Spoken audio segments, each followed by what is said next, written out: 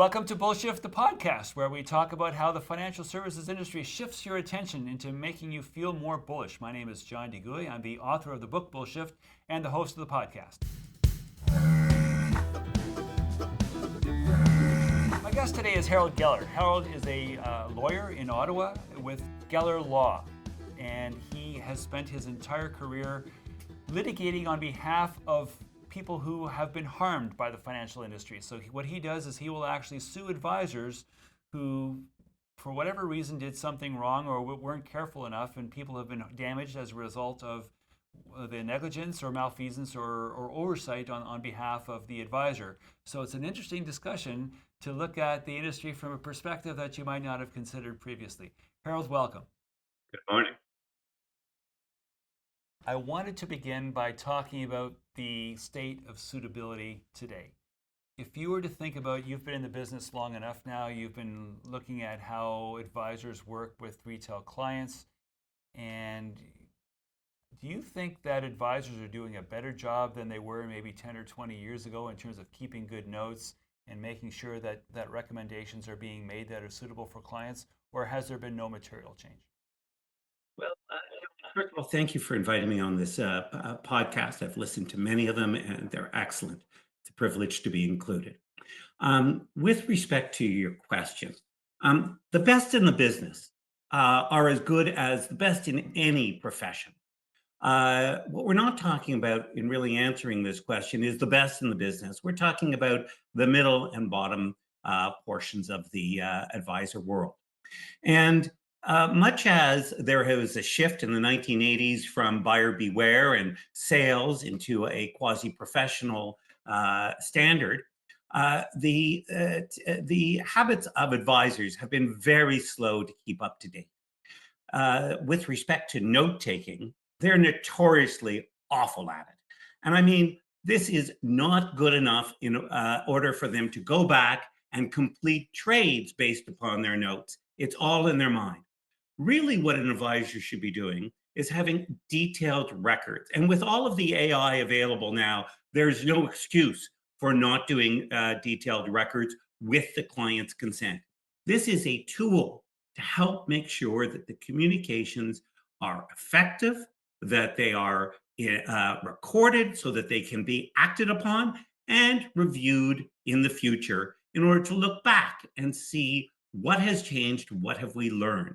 This iteration process is absolutely key to an advisor doing a fit for purpose, a competent job. And frankly, the bottom end of the business, even the middle end, they're still not doing it. You'd be shocked at how few files I review there are any notes of trades, and where there are notes, they usually say, spoke to client, he agreed. That's not the note that has to be kept under the IROC or the MFDA rules being the regulatory requirements. Right. It's funny because now IROC and MFDA don't exist anymore. Now we have CIRO. We have to get used to the new acronym. Correct. A different name. Same mandate. Same people. Same mandate. What about when you talk about, one of the things I've heard you speak on professional development seminars as well, because I'm trying to keep up as well. One of the things that I've heard you say in the past is that it's important that people say what they mean and mean what they say. And when advisors are doing what you just described as a fit for purpose review in terms of making sure that their recommendations are suitable for their client, sometimes clients might not be familiar with terminology. Advisors might ask them a question, and the client might think they were giving a clear answer, but perhaps the question is flawed or leading. Perhaps the client doesn't necessarily understand the question or hasn't really thought it through. And there are even things there's a book that I read about a year ago called Noise, where there's actually evidence that people will actually give you a different answer or a different outcome based on who won the game last night or what happened on the week or what you had for breakfast. It's like there's a lot of random things that theoretically shouldn't matter, but that do. So I'm wondering, are people doing a good enough job of asking the right questions and so that they can feel confident that the answers that they are being given will allow them to make suitable recommendations? Well, of course, I'm not in the room at the time of the conversation. So all I can really do is deconstruct by doing a forensic exercise. I look at the records. I look at not only the notes of the advisor and their compliance records that they're forced to create. They really are required to do a whole bunch of, if you think of an iceberg, the below the waterline, not the client facing, above the waterline work. But I also look at the emails and the text messages exchanged between the client and the advisor. And no, it appears that the communications are very stilted. They still use industry terminology. Let me give you an example of how this is inherently confusing. If you ask a consumer whether they want growth in their portfolio, the answer is, of course, I want growth. I want my money to grow. Industry, a lot of the KYC forms, a new client application form, which is filled out, and there's a box which is only the advisor's responsibility, even though the client signs the form. And it says, what does the client want? And the term may be growth. It doesn't mean grow my money. It means equity. Well, that's a very different answer than grow my money. Equity may be a portion of the answer, but clearly, in order for there to be good communications, the advisor either should avoid that terminology or should explain what they mean. And they should make a note of it, because otherwise, how would we know that that bridge has been crossed, that communication bridge? When an advisor starts talking technical analysis, there are very, very few investors who would go to an advisor who would understand that analysis. Frankly, if they understood that analysis, they could do it themselves, and they probably wouldn't follow an advisor nor go to them. So, by definition, almost no client of an advisor is, again, on that form, that know your client form, sophisticated. They may be very sophisticated in their area of work, but they're not sophisticated in investing, or why would they be with that advisor? When you think about risk tolerance, to come to one of the questions you raised, you're right. You ask people on different days what their risk tolerance is, and it will change. So, what really is required of the advisor? What should the investor expect? Not just a question of what's your risk tolerance, a meaningless question which will get a meaningless answer. What they should ask is questions like that, and then other questions which test the answer, looking for inconsistencies. Most humans will have inconsistencies, which give rise to an opportunity to close the communication gap, educate the client on what the advisor means so that they can communicate better, identify gaps in the client's understanding of risk. They may understand risk as volatility, not risk of permanent loss. Two very different concepts, both of which are the part of the risk analysis an advisor should undertake. So, yes, John, advisors like you spend time getting to know their clients, not just about whether they like baseball or golf scores, which are totally irrelevant and meaningless to the investing experience. What they test is, if you lost 10%, where would you find money if you needed a new roof? If you lost 5% in 3 days, would you be calling your advisor panicked? What happens if you had one of these black swan events, which are supposed to happen only once in 100 years, but seem to happen every 5 to 10 years? How would you react? As you spoke about with Rob Carrick, what's the cash wedge available to take you forward? Fundamentally, what we're talking about here is professionalism and planning. An advisor who doesn't go through a planning exercise, including clear communications and challenging of the client, frankly, is not doing their job, in my opinion. So you touched on this at least implicitly a moment ago. We talked about risk tolerance, but one of the things that's been coming out in the past year or two with regulators is the dichotomy of risk tolerance and risk capacity. And those are two things that are now being used as the hammer to determine whether or not accounts are in fact suitability. Could I ask you to take a moment to explain the differences between risk tolerance and risk capacity? I really have to give you 20 different explanations of each, because we have not settled on a simple But I think of it this way. Tolerance is you might be somebody who likes to play poker. And so you've got some tolerances for winning and losing but how much do you bring to the table? How much can you afford to lose and still be able to go back home, have food on the table, roof overhead, and all the other things? The first, how much are you willing to, is risk tolerance. Capacity is the second. How much can you afford to do? And really, that's an objective exercise which should be run by the advisor. Again, most consumers, most investors either are unwilling to go through that detailed process on their own or are unable. That's one of the value added that working with a competent advisor brings to you and is why it's worth paying additional fees. I know fees are one of your topics. Low fees rule in most circumstances, but fees for true professional advice are an exception to go for the lowest fees. Right. Now, I wonder if you could talk about maybe an example. Let's say a client has experienced a 20% drop. Let's say we have something which is maybe not a black swan event, but something like what we experienced in 2008 and 2009 during the global financial crisis. And the market has dropped by, let's say, 20%. The client has, it's a wealthy client. They start with $1 million to keep the math simple. And a few months go by, and that client is at $800,000. And the client calls and says, I'm not comfortable. I want to sell. Most advisors are trained to say, oh, no, Mr. Jones, you need to take a long-term view. This is going to come back, and I don't know if a long-term view is 2 years or 20 years, but it will in the fullness of time come back, and you just need to be calm and stay the course. And then let's say another year goes by, and instead of being down 20%, the account is down 40%.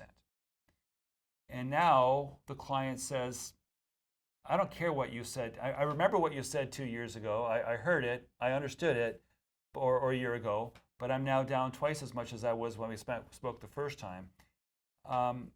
I'm wondering about the liability that an advisor might have if the client says, I don't care what you say anymore, I want out. And then is there liability because the advisor got the client to stay invested when he was only down 20%, when the client ended up selling it down 40%?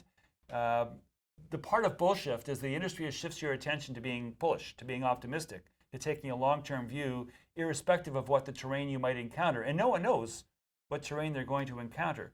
I'm just wondering what your thoughts are of the liability. Let's say the advisor tried to do a good job of probing and understanding and documenting. Let's say that the problems that you identified a moment ago don't apply here.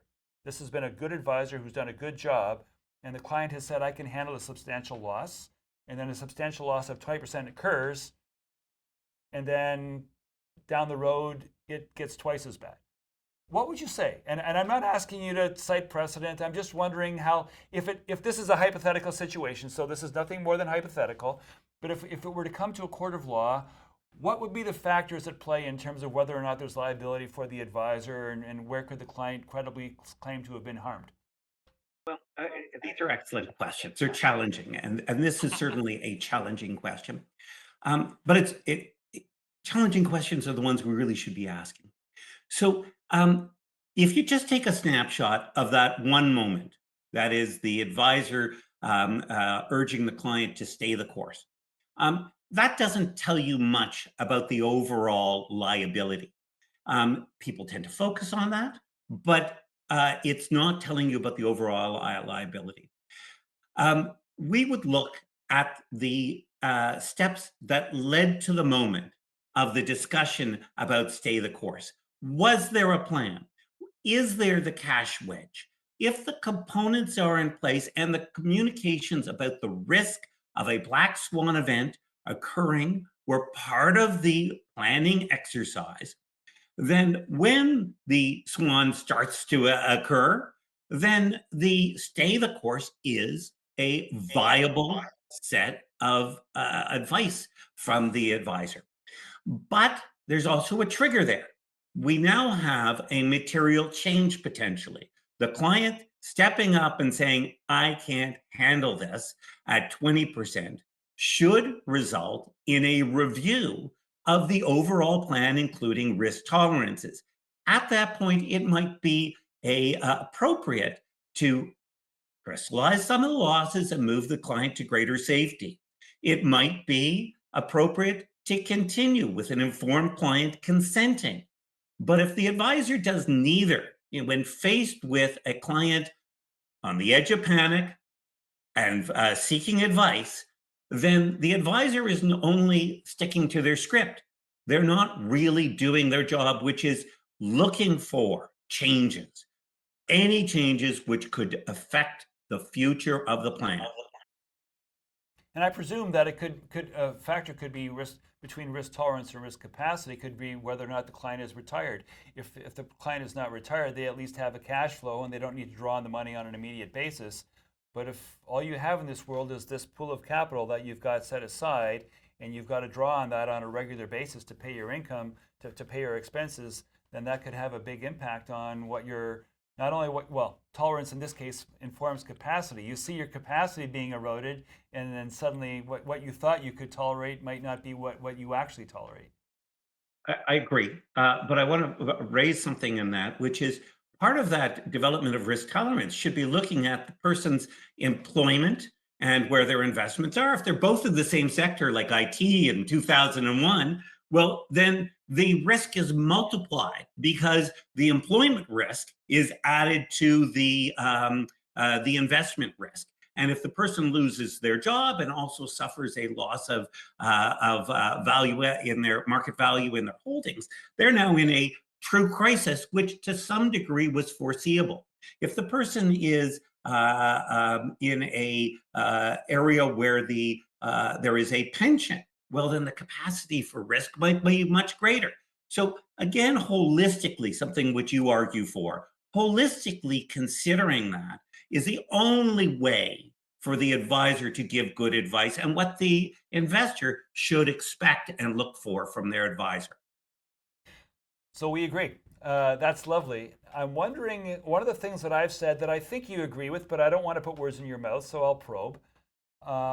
I believe that many advisors have good intentions, that virtually all of them do. That there are very few advisors that wake up in the morning, like it rounds to zero, that actually have any kind of a nefarious motive. Many of the errors are errors of omission, errors of misinformation, where people have good intentions and they mean to do well, but for whatever reason, something escapes it's beyond the purview of what's on their radar, and they miss something, or they're just unaware. They're not trying to do anything inappropriate. They're just unaware.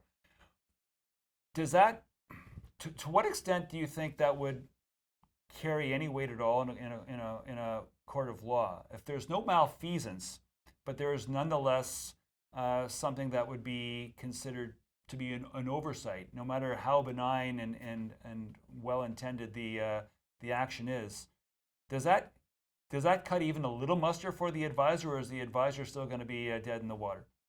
Well, again, a difficult question. Fundamentally, errors and omissions the advisor is responsible for. And that's why advisors are required to have insurance, professional insurance, to cover those types of risks. If I were to write a book, I'd call it Bullseye. And the reason I'd call it Bullseye is because all of us professionals, being doctors or dentists, financial advisors or lawyers, we have duties and responsibilities which include not making mistakes, not being negligent, not omitting things. And if we make the mistakes, or when I like to think of it, unfortunately, is when we make mistakes, because we're always in life, we're bound to make a mistake or two, then we should do the competent thing, the honest thing, the conflict-free thing, which is to tell our advisor, our client, that we have made a mistake, they should seek other advice, and report ourselves to the errors and omission insurer. We pay a couple of $1,000 deductible, and we get on with being a principled person, doing their best for the next client. Mistakes happen. Professionals deal with it without conflict and help their client to recover. Now, don't admit that you were wrong out of the gate, because you have to talk to your errors and omission insurer before you do any admissions against interest. But telling your client that you're in a conflict and that you're going to report yourself to your errors and omission insurer and they should get advice, that is the best practice. And it's funny because it really is, it's interesting because it is called errors and omissions for a reason, because sometimes there are errors of commission and sometimes it's an error of omission where you just, for not because you did anything wrong, but that you neglected to follow a procedure and there was a best practice that for whatever reason was overlooked and so forth. It's interesting to know that a lot of people listening in might not have thought of that. And every industry, especially in the professions, has a lemons problem, which is to say there are lawyers, there are doctors, there are accountants that don't keep up with things, and they're not bad people. They're just not as on top of things the way they should be, and there's a risk associated with working with anyone who's not on top of things. And even the best will make mistakes. Right. It's just a fact of life. That doesn't mean that they're not the best. It's just human. Yeah. Well, one of the things I talk about all the time is that bias is everywhere, and all humans are biased.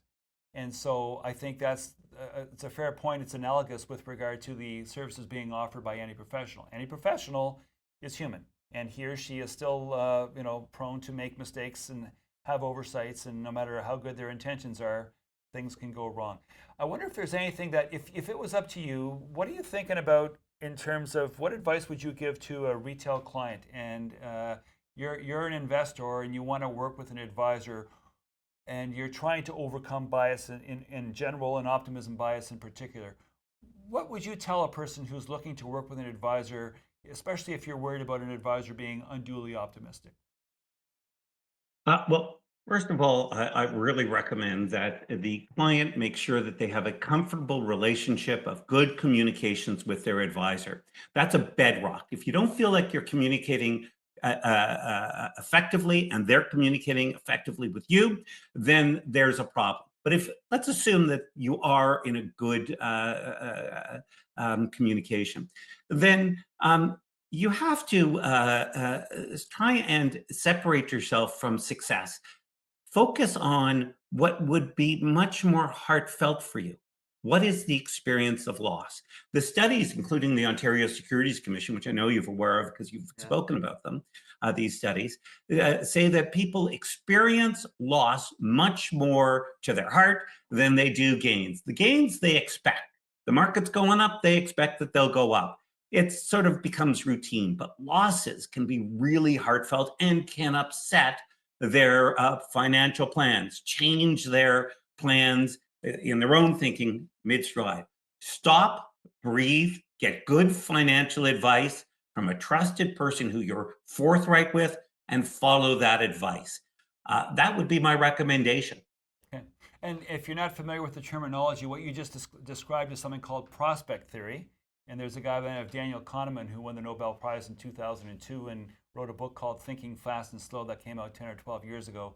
And he and his research partner, Amos Tversky, talked about how the pain of a loss is about twice as severe as the joy of a gain for precisely the reasons you say. You just expect gains, and so it's no big deal when you gain. But when you lose, especially if it's pronounced and especially if it lasts a long time, it really stings. And a lot of us are just not hardwired to deal with that.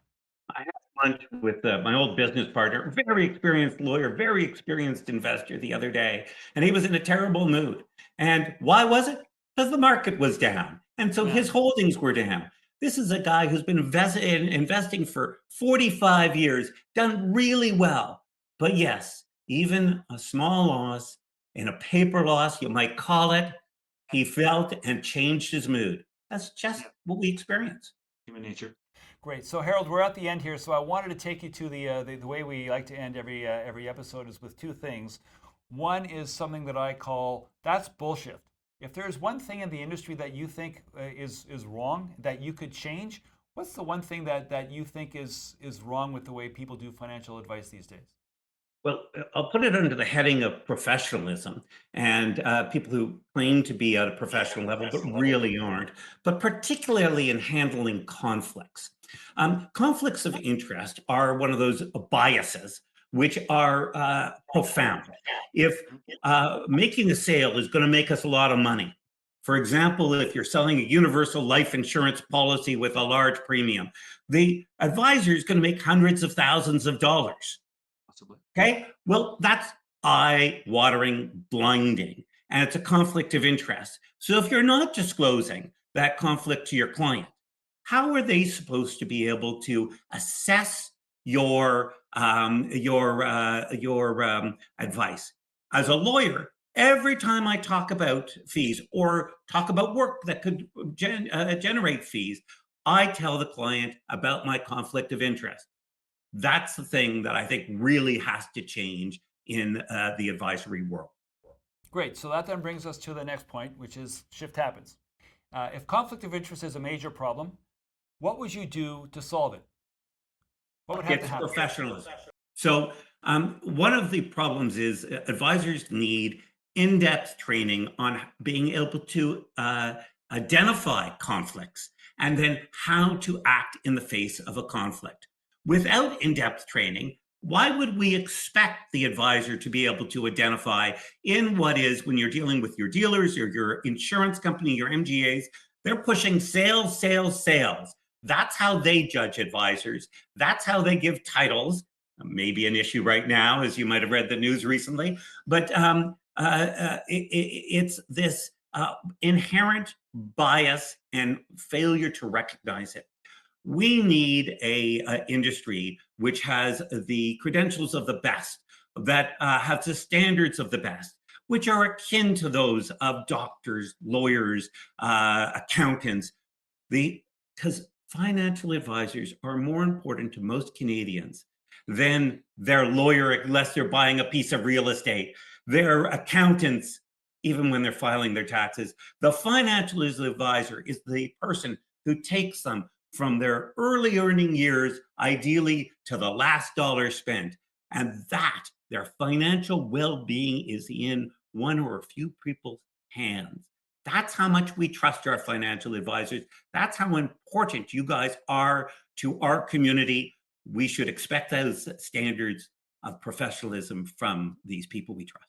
It's throughout your entire adult lifetime. One of the things that a friend of mine, one of my other guests, Dennis Mosley Williams, used to say is that you're the person that's the quarterback and helping making the decision throughout your entire adult life, everything from buying a house to burying a spouse and everything in between, because that's how long it lasts. Oftentimes a good advisor will be with you for 45 or 50 years. So thank you, Harold. It's been a wonderful chat. I'm so glad you could take the time to be with me today and to share your wisdom with the people that tune in. It's wonderful. You do a lot of really good work for the industry. We're all better off having you in it. Thank you. Thank you. This type of education is invaluable. So thank you to your listeners for listening, and to you for hosting. Have a great day. Right. All the best. John DeGuy is a portfolio manager in Toronto and the author of the book Bullshift: How Optimism Bias Threatens Your Finances. Bullshift is available online and in bookstores everywhere. The opinions expressed in this podcast should not be construed as investment advice. Bullshift, the podcast, is produced by TalkShoe, a division of IOTM.